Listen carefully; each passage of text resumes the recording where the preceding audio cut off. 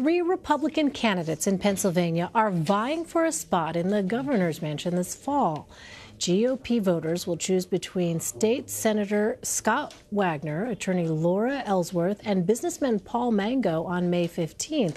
One of them will challenge Democratic Governor Tom Wolf in November. John Micek is a political columnist and opinion editor for PennLive.com. He joins me now from Harrisburg, Pennsylvania. All right, so Mr. Micek, what should we know about these three candidates and how the race is shaping up at this point? All right, good Monday evening to you, Elaine. Let's start with State Senator Scott Wagner. Wagner comes to the race as the most sort of Trumpian figure in the contest. He's plain-spoken. He's very blunt. He's cast himself in that kind of populist mold. He's the longtime owner of Penn Waste, which is one of the state's largest trash hauling companies. And conversely, would actually find himself in potential conflict of interest were he to win the election because he'd be involved in an industry that the state actually regulates quite heavily. He has initially positioned himself as an outsider, winning election to the state senate in 2014 as a write-in candidate. But in the last 4 years, has really emerged as kind of a power broker within the Senate and has become very much the insider.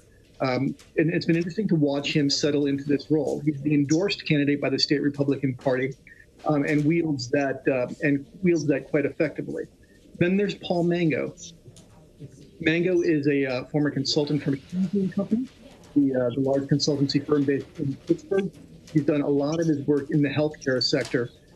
He's taken a little bit of heat this campaign cycle for some of the remarks he made about the Affordable Care Act before becoming involved in politics.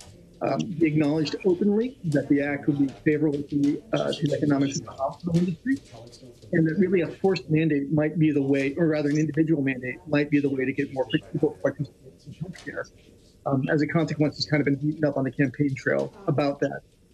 Of the three of them, Mango has positioned himself most firmly as the race's culture warrior, embracing a very stern 20-week abortion. I should say all three have, but Mango very much embraces a 20-week ban on abortion. Come out against a bill that would amend the State Human Relations Act to sexual identity, gender identity. That's Paul Mango. Then there's Laura Ellsworth. She's very much the outsider in the race. Ellsworth is a Pittsburgh attorney for Jones Day, one of the largest firms in the country. She's not raised a lot of money. She has the lowest public profile, though she has been well known in Republican circles for a number of years. Well, this has been a campaign filled with attacks. Paul Mango's campaign released an ad earlier this month showing Scott Wagner as a cartoon character and calling him, quote, violent Wagner. What can you tell us about that aspect of the campaign? Yeah, Elaine, I've been covering campaigns in Pennsylvania for nearly 20 years, and it is by far one of the nastiest ads I've ever seen. It came from Mango's campaign through John Brabender, the Republican consultant out in Pittsburgh, who's worked with Tom Ridge and Rick Santorum and a number of Republican figures down the years. Went hard after Wagner, attacking him for his waste business, attacking him as a landlord in York County here in Pennsylvania.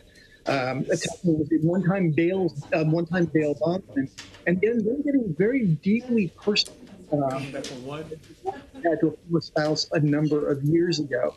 Where he was accused of not paying child support in a timely manner.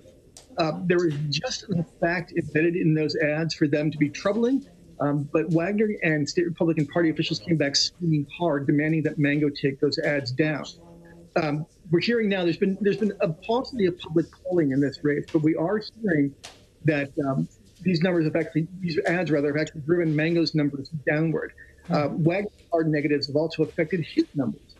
Creating something of an opening potentially for Laura Ellsworth, maybe sneak into the number 2 spot. And you've seen Mango react to that because his new spot out now is a very positive traditional biographical spot. Interesting to see that dynamic play out. All right, John Micek in Harrisburg for us. John, thank you very much. Thank you, Elaine.